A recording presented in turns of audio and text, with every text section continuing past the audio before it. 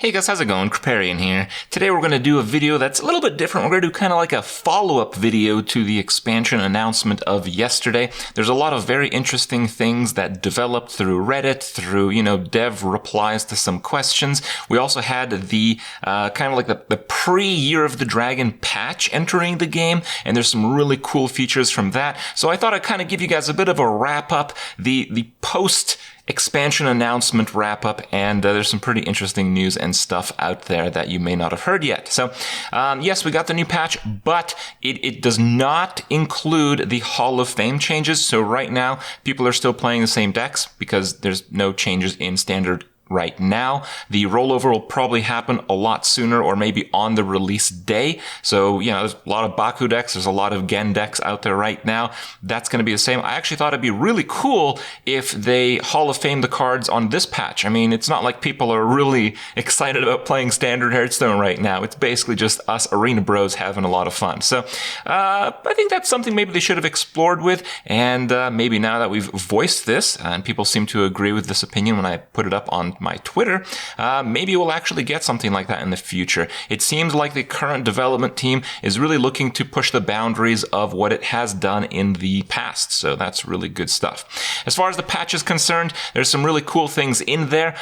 So first one, your wins in Arena now count towards golden portraits. So finally, our games in Arena will count. Yes, now there's no reason whatsoever to play Constructed, right? Well, okay, there's some reason. It's going to be a lot of fun the first month or so for sure.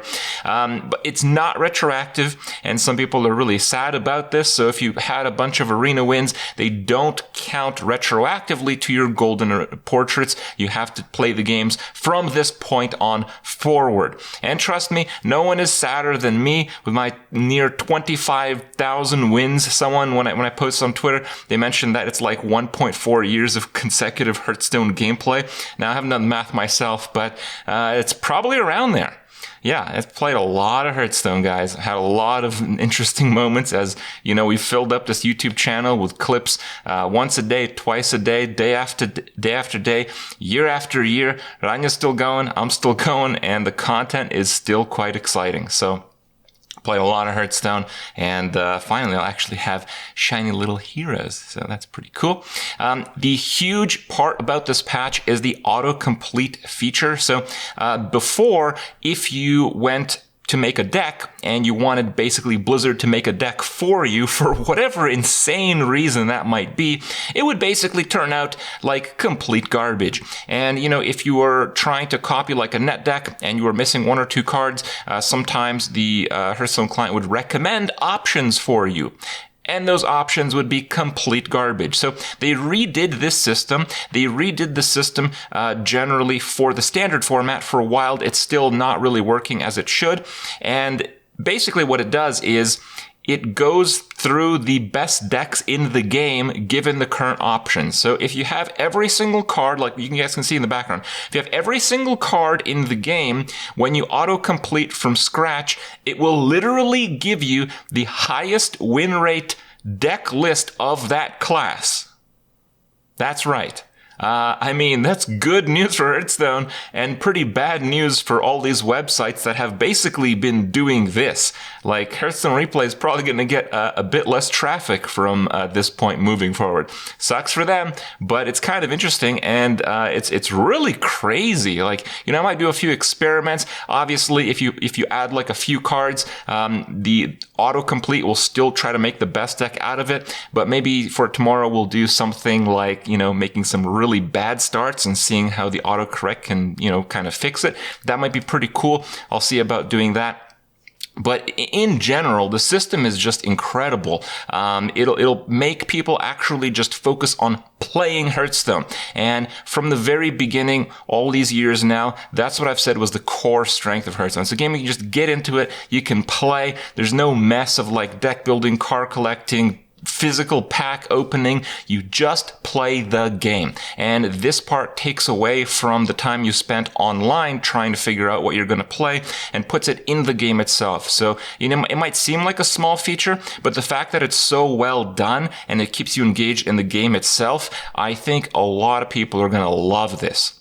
We also have new card backs. Well, new card backs, kind of. You can get some new ones if you do the pre-orders, which I did, but also the random card back is in the game. So after I have all these different card backs on the first page there, I can pick the random one, and it'll basically allocate a new card back at random every time I play a new game. The random card back is here, and I will certainly be using plenty of it. We also got the new Priest Hero that's based on kind of like the villain of the expansion, kind of the intro. She's pretty interesting. I haven't played around with it yet, so I've yet to see if it's really a better fit for Tyrande than Tyrande for me, but I hope it will be, because I like my trolls and I like my devious plots, of course. And always with new patch releases, there's some bugs out there, and the craziest thing I have ever seen from one of these happened on this very patch. This is from a post on Reddit that you can see here, and basically, if you purchased the pre-order packages, which give you a random golden legendary and then a random legendary for each one, for some reason, that part of the reward was going out. I think it's intended that you're getting this reward when the expansion is released, right? I mean, that's kind of how it's been happening in the past. When I logged in the game after, of course, I already pre-purchased everything. After I made the pre-purchases, when I logged back in the game, I didn't get my reward. So I don't know what circumstance led to this, but some people got golden legendaries and normal legendaries through this process. And one person who decided to share his story on Reddit got a card that we didn't know actually existed. He got a hero card for Warrior that's a 5-cost Darius hero. And the craziest thing is, he could actually play this card on ladder. And if he used the autocomplete feature, he was actually able, on top of playing this card on standard ladder, he was able to play with some wild cards on standard ladder. So it was like an absolute circus. And it's too bad I didn't get a chance to experience this myself. I certainly would have streamed it for you if I had the chance, but it seems like there's very few people who had like really odd experiences with this process, and it's kind of nice that he actually shared this on Reddit. It was hotfixed basically immediately, so no real damage done, just some really crazy stuff. And from that experience, I think we had Peter Whalen, who's one of the devs for Hearthstone. He actually mentioned that there will not be a hero card in this expansion. Basically, the reasoning is that with the Frozen Throne Death Knights rotating out, it seems like they want to step away from a hero card basically carrying the whole game all the way through. And that's probably a good idea. I loved hero cards, but you can like something that is quite destructive for the game, and hero cards are certainly quite destructive for the game. So all in all, really crazy events from this patch, and we'll update you guys if there are any more interesting things that come up. As far as the cards that were revealed in the big trailer, yes, I gave you guys my take on them in yesterday's video, and you can watch that if you want the details. But, when they release these to the public, there's all these memes, there's all these opinions, there's all these cool things that come up, and I thought I would share these with you guys so you guys can kind of see the richness of the Hearthstone community. First off, we have Chef Nomi. This is kind of like a not-so-serious combo, but it started to get a little bit serious once some people actually mentioned a few things. So yeah, you can draw your whole deck playing Rogue, and then you can play Chef Nomi, which fills your board with a bunch of guys if you have no deck. And then if you're playing Rogue, how about that? You can actually fill your deck back with Espionage. That's right. So you can actually get your deck back if you're playing Rogue. It's pretty legit if you think about it, but it's pretty difficult to land on specific cards when you play the draw your whole deck card. So it's not that realistic, but some of the comments indicated that this card might be even more powerful if you play Chef Nomi, then Shadow Step him back. So if you get board clear, you just play it again, and then you do Academic Espionage on the following turn. So maybe there's some hidden potential here. I called the card kind of like a bit of a dumpster because there's just better things to do if you draw your whole deck, like comboing your opponent and killing him rather than filling a board and maybe killing him. Just killing him seems to be better than maybe killing him. So I think it's not that good of a card, but who knows? There might be more supporting mechanics to this card, and it looks like this one that already exists in the game has some, at least, meme potential.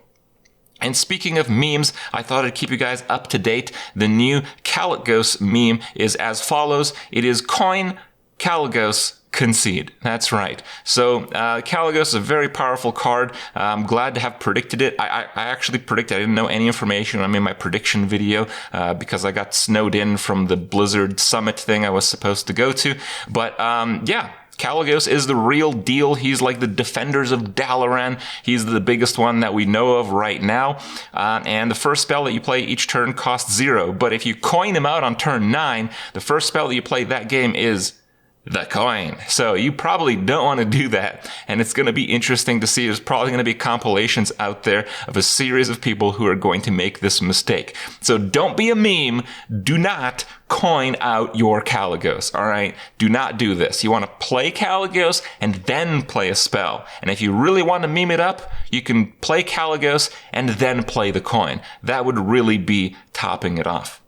Also, Rafam, rumor is that Rafam, who doesn't have that unique an effect, you know, obviously Elise and the Golden Monkey had the same effect from League of Explorers. It's just, you know, you had to put it back in your deck twice and then draw it and then play it and so many different cards and so inconsistent and all that. Rafam just does it. So rumor is Rafam, he ate the monkey, guys. It's pretty gruesome.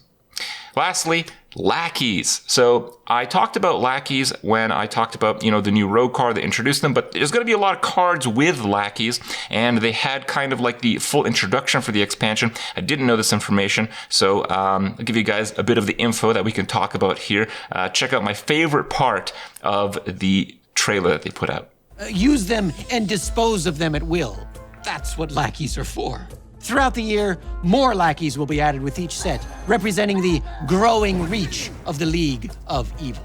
So from that, we gather that there are going to be new lackeys. We have the current 5, and these are pretty powerful lackeys. I mentioned that each one kind of costs a little bit more than 2 mana in terms of value / tempo. Just the power level of each of these cards is a little bit over 2 mana because they cost 1. That's a really powerful effect. Now, there's a very interesting thing here. When they're adding more lackeys later on, they're literally like changing cards that they already made. And this is a notion I always suggested to the Blizzard devs whenever I met them. Change some of the old cards. This is like an innovative way to actually accomplish that. You know, you're going to change the randomness of generating lackeys. If it's like a discover effect, if it's a random effect, imagine we go from 5 lackeys to 7. You know, having 2 more lackeys substantially changes these cards. One similar experience I've had is with discover options. We've had cards that discover specific cards, perhaps cards that discover spells, and then we have a new expansion, and there are a few, maybe like 2 or 3 very powerful new spells for that class. So when you're playing these new cards, yeah, sometimes a little bit more powerful. But in those cases, it's like, yeah, you have like 50 spells, then you have like 2 more spells. So yeah, it's like a little bit more powerful, but the card doesn't really fundamentally change.